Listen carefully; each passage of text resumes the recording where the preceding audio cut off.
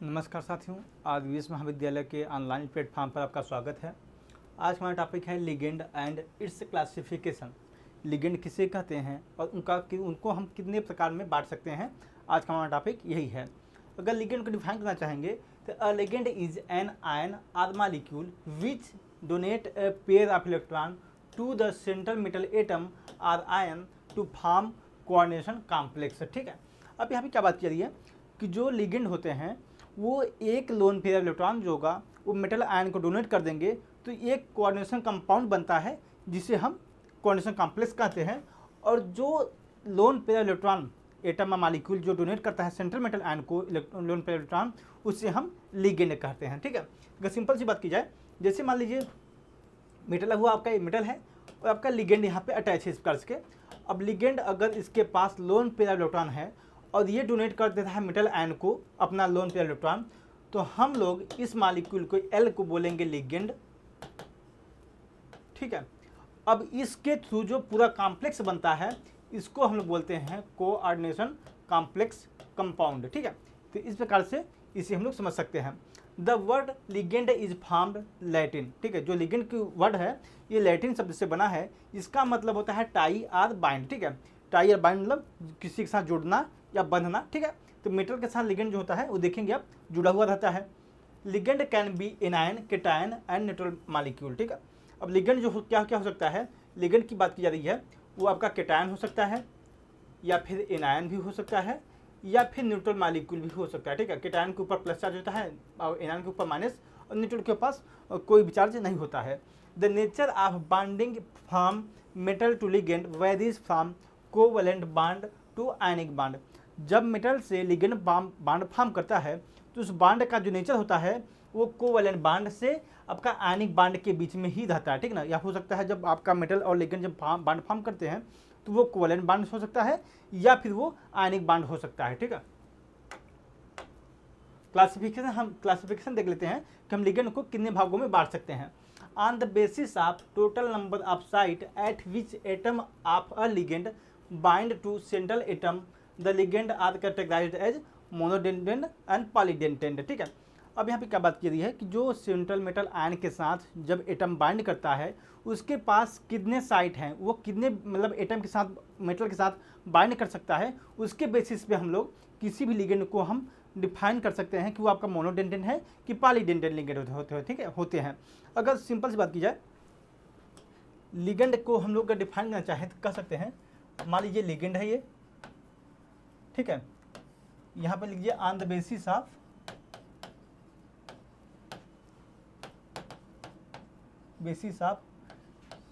Share pair of electron. ठीक है, pair of electron, इसके बेसिस पे देखेंगे हम लोग लिगेंड कितने भागों में बांट सकते हैं। लिगेंड को अगर देखेंगे तो हम लोग पहला बांट सकते हैं आपका मोनोडेंटेड। ठीक है, इसमें क्या होगा, एक लोन पे इलेक्ट्रॉन मेटल को डोनेट करेगा लिगेंड। ठीक है, अब का दूसरा होगा पॉलीडेंटेड। यहाँ पे क्या होगा कि जो लिगेंड होगा, जो एटम मॉलिक्यूल होगा, ये दो से ज़्यादा सेंट्रल मेटल आयन को लोन पेयर इलेक्ट्रॉन डोनेट करता है। ठीक है, तो मोनोडेंटेड में क्या होगा, एक loan pair electron central metal ion को लिगेंड डोनेट करता है, एटम या मॉलिक्यूल डोनेट करता है, जबकि पॉलीडेंटेड में दो से ज़्यादा मॉलिक्यूल मतलब दो से ज़्यादा शेयर पेयर इलेक्ट्रॉन मेटल को एटम या मॉलिक्यूल डोनेट करते हैं। ठीक है, अब पॉलीडेंटेड लिगेंड में ये आपके हो सकते हैं बाइडेंटेड लिगेंड होते हैं। ठीक है, ये आपके ट्राइडेंटेड होते हैं, ये आपके टेट्राडेंटेड भी हो सकते हैं और पेंटा भी होंगे, आपका हेक्साडेंटेड लिगेंड होते हैं। अब ये अगर देखेंगे तो बाइडेंटेड लिगेंड में क्या होगा, दो इलेक्ट्रॉन होंगे, जो दो शेयर पेयर इलेक्ट्रॉन होंगे वो एटम या मॉलिक्यूल डोनेट करेगा मेटल आयन को। यहाँ पे तीन शेयर पेयर इलेक्ट्रॉन होंगे, वो डोनेट करता है एटम या मॉलिक्यूल आपके मेटल को। ठीक है, अब यहाँ पे टेट्रा में क्या होगा, 4 में इस्तेमाल किए जाएंगे शेयर पेयर इलेक्ट्रॉन, पेंटा में 5 होता है और हेक्सा में 6 एटम मॉलिक्यूल होते हैं, वो डोनेट करता है एटम या मॉलिक्यूल मेटल आयन को, ठीक है। इसी प्रकार से एक आपका लिगेंड होता है एम्बीडेंटेड लिगेंड। एम्बीडेंटेड लिगेंड इसमें क्या होता है, जो लिगेंड होता है उसके पास 2 डोनर एटम होते हैं। इस केस में क्या होगा, जैसे इसका एग्जाम्पल होता है NCS, ठीक है। जब यह लिगेंड जब मेटल के साथ कोऑर्डिनेट करता है, जब बॉन्ड इससे बनाता है, तो हो सकता है कि एक बार ये आपका नाइट्रोजन के साथ बॉन्ड बना ले और ये हो सकता है एक बार सल्फर के साथ बॉन्ड बना ले। तो ऐसे कोई भी अगर मॉलिक्यूल हैं तो इसे हम लोग बोलते हैं एम्बीडेंटेड लिगेंड, ठीक है। तो ये हम लोग देखते हैं एक एक करके, बाइडेंटेड, टेट्राडेंटेड या फिर पेंटाडेंटेड, ठीक है। इसी प्रकार से क्रम से हम लोग देखते हैं इसको। मोनोडेंटेड लिगेंड देखते हैं पहले। These ligand have single donor atom, ठीक है। मोनोडेंटेड लिगेंड में क्या होगा कि मोनो का मतलब ही होता है पहले सिंगल, ठीक है। तो यहाँ पे जो लिगेंड होगा वो एक सिंगल डोनर एटम डोनेट करेगा मेटल आयन को और फॉर्म करता है कोऑर्डिनेट बॉन्ड, ठीक है।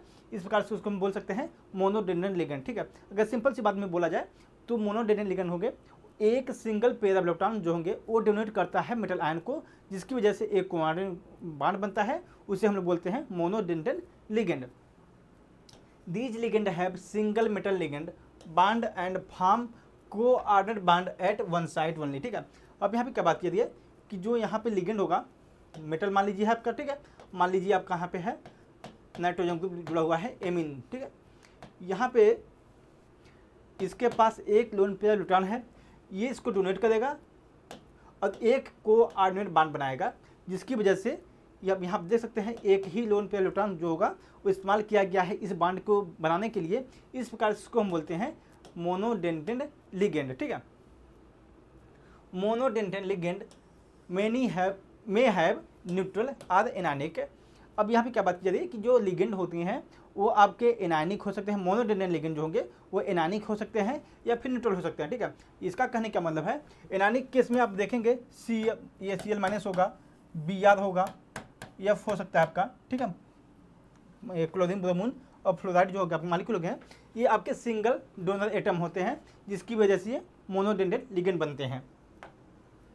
न्यूट्रल लिगेंड देख लीजिए, जो जिनके पास कोई भी चार्ज नहीं होता है वो कौन से मॉलिक्यूल होते हैं, आप देख लीजिए ट्राई इथाइल एमीन, ये आपका सिंगल डोनर एटम होता है इसके पास, ये भी होता है आपका नाइट्रोजन के पास, यही आपका बॉन्ड बनाता है मेटल के साथ मिलकर, ठीक है।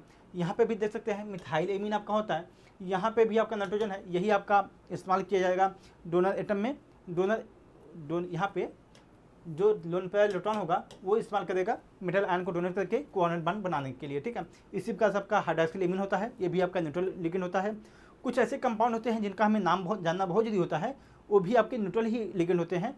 एक चीज़ और याद रखिएगा, न्यूट्रल लिगेंड जितने भी होंगे उनका ऑक्सीडेशन नंबर हमेशा 0 होता है, ठीक है। जैसे ये सब कंपाउंड जितने भी लिखे गए हैं, अगर मान लीजिए आपको दे दिया गया निकिल CO4 +2, ठीक है, इस प्रकार से दे दिया गया है और यहाँ पे आपको ऑक्सीडेशन नंबर निकालना पड़ेगा। तो CO का जो ऑक्सीडेशन नंबर होगा यहाँ पे इसका 0 हो जाएगा, हमें निकालना निकिल का है, तो X + 0 बराबर आपका 2 प्लस यहाँ पे लिखा है तो 2 आपका बराबर में के बाद चला जाएगा, तो X बराबर आपका आ जाएगा 2, ठीक है। तो X बराबर 2 का मतलब हुआ ऑक्सीडेशन नंबर जो निकिल होगा वो 2 होगा। तो यहाँ पे सिंपल सी बात बताने का मतलब है मेरा कि जो न्यूट्रल लिगेंड होते हैं उनका ऑक्सीडेशन नंबर 0 होता है, जबकि जो आपके एनायनिक लिगेंड होते हैं उसके ऊपर कितना चार्ज है उस पर डिपेंड करता है कि आपके वो उनका ऑक्सीडेशन नंबर क्या होगा, ठीक है। मान लीजिए अगर एनायनिक आपके हैं उनका हमेशा ऑक्सीडेशन नंबर माइनस में रहता है, अगर आपके केटायनिक होंगे तो उनका ऑक्सीडेशन नंबर हमेशा पॉजिटिव में रहता है। तो देखते हैं पहले neutral ligand given special name. आपका CO जो अगर लिखा हुआ है तो इसको हम लोग बोलते हैं कार्बोनिल, ठीक है। CS लिखा है इसको बोलते हैं थायो कार्बोनिल, ठीक है। H2O लिखा है तो इसको एक्वो या फिर एक्वा बोलते हैं हम लोग, ठीक है। ये सब न्यूट्रल लिगेंड है और आपके भी न्यूट्रल लिगेंड है। अब एनायनिक लिगेंड कैसे होते हैं देख लीजिए। फ्लोराइड, इसका ऑक्सीडेशन नंबर पता ही हमें बताया था मैंने कि इसका किसी का मान लीजिए हमें निकालना था कुछ CuF4 लिखा है, ठीक। मान लीजिए एग्जाम्पल तो ले रहे हैं हम लोग, यहाँ पे अगर मान लीजिए पूछ लिया जाए यहाँ पे 1+, ठीक है। यहाँ पूछ लिया मान लीजिए कि यहाँ पे कॉपर का ऑक्सीडेशन नंबर कितना है, तो यहाँ पे हमें पता है कि F का 1 होता है माइनस, ठीक है, 1 F का माइनस ऑक्सीडेशन नंबर होता है और 4 हैं, तो यहाँ पे हमें निकालना कॉपर का है, तो कॉपर का X मानेंगे हम।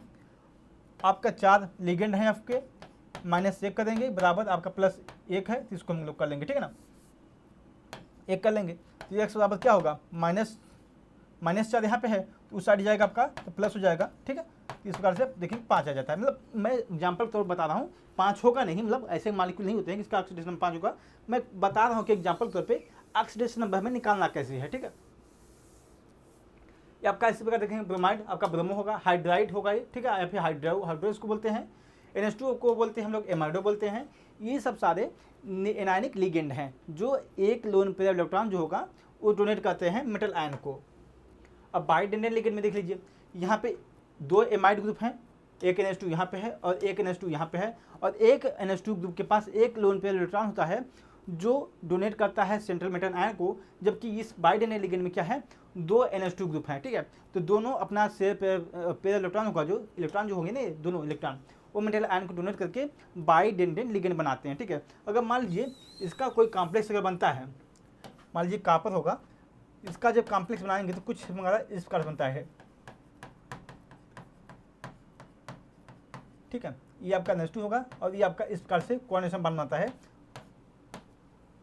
ये आपका यहाँ पे भी NH2 बन जाएगा, एक CH2 यहाँ पे होगा, CH2 यहाँ पे NH2। तो एक चीज़ ध्यान दीजिएगा, तो अगर मान लीजिए ऐसा कोई कॉम्प्लेक्स आ जाता है, अगर इस प्रकार से मान दिया है CuEN2, ठीक है, तो हमें कन्फ्यूजन हो जाएगा इस मॉलिक्यूल का कोऑर्डिनेशन नंबर कितना है। तो एक चीज़ याद रखिएगा, जो बाइडेंडेंट लिगेंड होते हैं अगर वो दो, जैसे बाई ट्राई टेट्रा पेंट्रा सब आएंगे आपके, तो उनका एक लिगेंड अगर एक लोन पेयर इलेक्ट्रॉन को डोनेट कर रहा है तो उसका कोऑर्डिनेशन नंबर, वो कोऑर्डिनेशन नंबर बनाने के लिए मेटल आयन के साथ एक कोऑर्डिनेशन नंबर बनाएगा, ठीक है। लेकिन बाइडेंडेंट लिगेंड में देखेंगे 2 डोनर एटम है, तो यहाँ पे इसका कोऑर्डिनेशन नंबर मेटल के साथ जो बनता है वो 2 बनता है, ठीक है ना। तो एक बाइडेंडेंट लिगेंड होता है जो वो कोऑर्डिनेशन नंबर 2 बनाता है, लेकिन इस केस में देखेंगे 2 बाइडेंडेंट लिगेंड एक साथ है, ठीक है, इसका कोऑर्डिनेशन नंबर 2 है और 2 यहाँ पे है, ठीक है। तो इस प्रकार से Cu का कोऑर्डिनेशन नंबर जो हो जाएगा वो 4 हो जाएगा, ठीक है। सिंपल सी बात बोला जाए कि बाइडेंडेंट लिगेंड अगर किसी कंपाउंड के साथ अटैच है, किसी मेटल आयन के साथ अटैच है, तो उस एक लिगेंड का, ठीक है, एक बाइडेंडेंट लिगेंड का कोऑर्डिनेशन नंबर 2 होता है। अब ये कितने हैं अटैच, उसके साथ हम इंटू कर सकते हैं उसका, कि उसका कोऑर्डिनेशन नंबर, उस मेटल आयन का कोऑर्डिनेशन नंबर कितना होगा, ठीक है। यही मान लीजिएगा 3 होते हैं यहाँ पे, तो इसका कोऑर्डिनेशन नंबर 6 हो जाता है, क्योंकि एक मेटल आयन का एक लिगेंड का जो कोऑर्डिनेशन नंबर है वो 2 है, क्योंकि वो आपका बाइडेंडेंट है, ठीक है। इसी प्रकार से अगर ट्राई होता तो यहाँ पे इसका कोऑर्डिनेशन नंबर 3 होता, अगर 3 अटैच होते, ठीक है, यहाँ पे मान लीजिएगा 2 अटैच होते तो इसका कोऑर्डिनेशन नंबर 6 हो जाता, ठीक है ना। तो ये चीज़ हमें पता करनी होगी कि मतलब इस लिगेंड बाइडेंडेंट लिगेंड होगा तो उसका कोऑर्डिनेशन नंबर ऑटोमेटिक 2 हो जाएगा, अगर ट्राइडेंडेंट लिगेंड होगा तो उसका कोऑर्डिनेशन नंबर 3 हो जाएगा, ठीक है। फिलहाल हम लोग अपने टॉपिक पे आते हैं, इसका नाम है इथाइलिन डाई एमीन, जिसे हम लोग शॉर्ट फॉर्म में रिप्रेजेंट करते हैं EN के फॉर्म में, ठीक है। ये आपका है इथाइलिन फास्फीन, सॉरी इथाइलिन डाईफास्फीन, क्योंकि 2 है ना, और आपका ये डाईएमीन है। तो ये बाइडेंडेंट लिगेंड है जितने भी, ठीक है। अब ट्राइडेंडेंट लिगेंड देख लेते हैं, इसका नाम है आपका डाई इथाइलिन, ठीक, यहाँ पे देखेंगे 2 इथाइलिन ग्रुप लगा हुआ है CH2 और एक यहाँ CH2 लगा है, ठीक है। डाई इथाइलिन ट्राई एमीन, जैसा कि हमें पता है एक एमीन जो होता है, एक एमीन ग्रुप होता है, एक डोनर एटम मेटल आयन के साथ साझा करता है।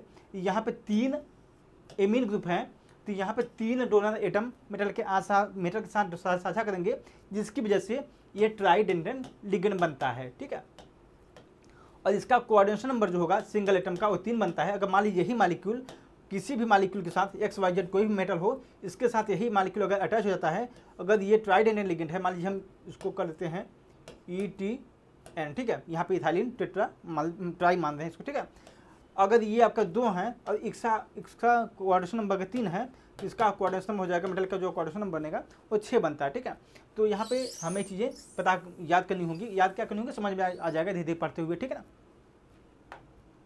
आपका ये कौन मॉलिक्यूल है, टरपाइरिडीन या फिर टरपाइरिडिल, ये आपका इसको रिप्रेजेंट करने का फार्मूला जो होता है TeRPy। अगर TeRPy लिखा हुआ है, मान लीजिए अगर कोई भी कंपाउंड है, मान लीजिए आपका आयरन है, लिखा है कुछ इसके आप आगे TeRPy, ठीक है, बाकी लिख दिया गया 2, ठीक है। इसका हमें स्ट्रक्चर बनाने में बड़ी दिक्कत हुई, क्योंकि हमें पता ही नहीं होगा कि आपका क्या ट्राइडेंटेट है कि क्या है लिगेंड, किस प्रकार का है, बाइडेंटेट है कि ट्राइडेंटेट है। तो इसका हम लोग जब बनाएंगे स्ट्रक्चर तो कुछ पता है, ये हमें पता चलेगा बाद में, पता करेंगे पहले कि ये कौन सा लिगेंड है। हमें पता चला कि ट्राइडेंटेट लिगेंड है, ठीक है। अब 2 मॉलिक्यूल है, ये आपका हो जाएगा 2, 6 हमारा मिलेगा कोऑर्डिनेशन नंबर, ठीक है। तो इसका स्ट्रक्चर हमारा जो बनता है ऑक्टाहेड्रल बनता है। तो सिंपल सी बात है, कहने का मतलब है कि हम आसानी से ये भी पता कर सकते हैं कि कोऑर्डिनेशन नंबर कौन सा मॉलिक्यूल का क्या है, तो हम इसके बाद बता सकते हैं कि जो इसका स्ट्रक्चर बनता है कैसा बनता है, ठीक है ना। तो ये आपका हुआ ट्राइडेंटेट लिगेंड। अब टेट्राडेंटेट लिगेंड देख लेते हैं हम लोग, ट्राई इथाइल टेट्राएमीन, ठीक है, जिससे हम रिप्रेजेंट करते हैं ट्राई इन के फॉर्म में, ठीक है। अगर ट्राई इन लिखा हुआ है तो इसका मतलब ये हुआ कि आपका जो कंपाउंड है वो टेट्राडेंटेट लिगेंड हुआ, ठीक है। अब का अगला मॉलिक्यूल हुआ try amino try ethylene amine. अब इसको अच्छा समझने का तरीका ये है, ट्राई इथाइलिन है, जैसे आपका इथाइलिन मॉलिक्यूल ये है, 3 इथाइलिन मॉलिक्यूल हुआ, ठीक है, ये आपका दूसरा मॉलिक्यूल हुआ, एक तीसरा मॉलिक्यूल हुआ, ठीक है ना। अब इसके साथ देखेंगे 4 हमने एमीन ग्रुप अटैच करके रखे हुए हैं। एक ये आपका हुआ, एक ये हुआ, एक ये और एक ये, ठीक है। तो इसका नामकरण नहीं देखा गया है, ट्राई इथाइलिन, ठीक है, टेट्राएमीन। अब जो एक एमीन होता है, एक डोनर एटम होता है मेटल आयन के लिए, तो 4 एमीन है, तो 4 हुए, इसी प्रकार इसका नाम पड़ गया टेट्राडेंटेट लिगेंड, ठीक है। इसी प्रकार से यहाँ पे भी दे सकते हैं आप लोग, एक लिगेंड यहाँ पे, एक डोनर एटम यहाँ पे है, एक यहाँ पे है और एक यहाँ पे है। इस प्रकार से हम लोग कह सकते हैं कि आपके टेट्राडेंटेट लिगेंड है। इसी प्रकार से अगला मॉलिक्यूल आपका ये भी है, ठीक है, जिसे हम लोग बोलते हैं एंटी, ये भी आपका टेट्राडेंटेट लिगेंड है, ठीक है, क्योंकि एक यहाँ से मिलेगा, एक यहाँ से, एक यहाँ से, और एक नाइट्रोजन आपका जो होगा वो खुद भी एक डोनर एटम है, तो जिसकी वजह से आपका ये टेट्राडेंटेट लिगेंड हुआ। अब पेंटाडेंटेट हम लोग लिगेंड देख लेते हैं। आपका ये यहाँ पर चीज देखेंगे 5 डोनर एटम हैं इमीन के, एक यहाँ पे भी है, एक यहाँ पे है, एक यहाँ पे है, एक यहाँ और एक यहाँ, और एक डोनर एटम आपका देखे होंगे कि एक डोनर एटम जो होगा एक loan pair of electron donate करता है मेटल आयन को, और 5 हैं तो 5 डोनर एटम हुए, और 5 जो डोनर एटम है वो मेटल आयन को साझा करेंगे अपना कोऑर्डिनेट बांड बनाने के लिए, जिसकी वजह से ये पेंटाडेंटेट लिगेंड हुआ। इसका नामकरण करेंगे इसका, तो आपका हो जाएगा, एक आपका इथाइलिन यहाँ पे है, ठीक है, एक इथाइलिन आपका यहाँ पे है, एक यहाँ पे है, एक यहाँ पे है और एक यहाँ पे है, ठीक है। इसको बोल सकते हैं टेट्रा इथाइलिन, ठीक है, टेट्रा इथाइलिन पेंटाएमीन, तो ये आपका हुआ पेंटाडेंटेट लिगेंड, ठीक है। इसी प्रकार से आपका अगला मॉलिक्यूल है, ठीक है, इथाइलिन डाईएमीन टेट्रा एसीटेट, ठीक है। तो आपका ये अगला मॉलिक्यूल हुआ, इसको हम लोग बोलते हैं पेंटाडेंटेट लिगेंड, आपका ये भी है, ठीक है। तो इसी क्रम में आपका एक आता है हेक्साडेंटेट लिगेंड, जिसे हम लोग बोलते हैं EDTA, इथाइलिन डाईएमीन टेट्रा एसीटेट, ठीक है। यहाँ पर अगर इथाइलिन डाईएमीन देखेंगे तो यहाँ बनता कुछ इसका मॉलिक्यूल का स्ट्रक्चर कुछ इस प्रकार है। इथाइलिन आपका हुआ पहले, इथाइलिन आपका, ठीक है। अब आपका डाईएमीन हुआ,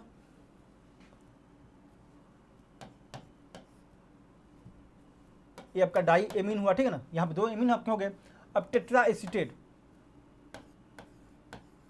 ये आपके इस प्रकार से CH3COO, ठीक है।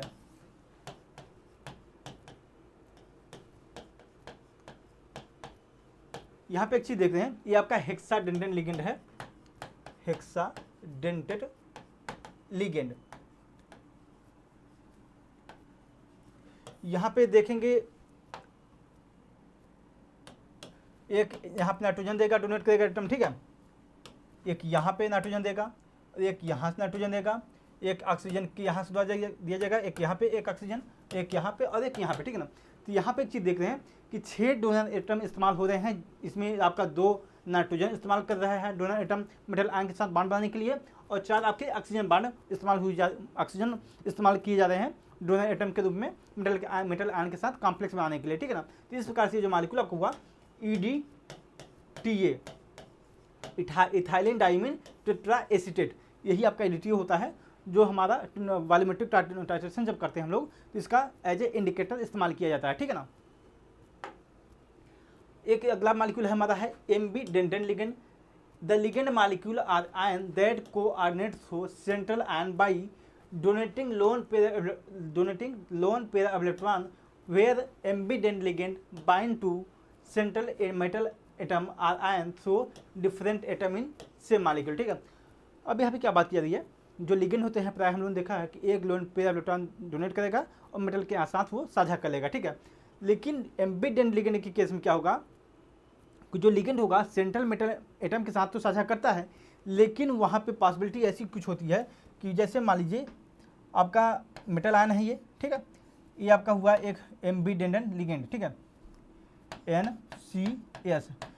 ये हो सकता है कि पहले आपका जो ये मेटल हो नाइट्रोजन के साथ बाइंड किया हो, अगली बार हो सकता है कि मेटल आयन यही सल्फर के साथ भी बाइंड कर जाए। ठीक है, क्योंकि यहाँ पे एक ही लिगेंड में दो डोनर ग्रुप प्रेजेंट हैं। ठीक है ना, लेकिन यहाँ पे एक डोनर जो यहाँ पे जो लिगेंड है उसका एक ही डोनर एटम हम इस्तेमाल कर रहे हैं मेटल के साथ फॉर्म करने के लिए।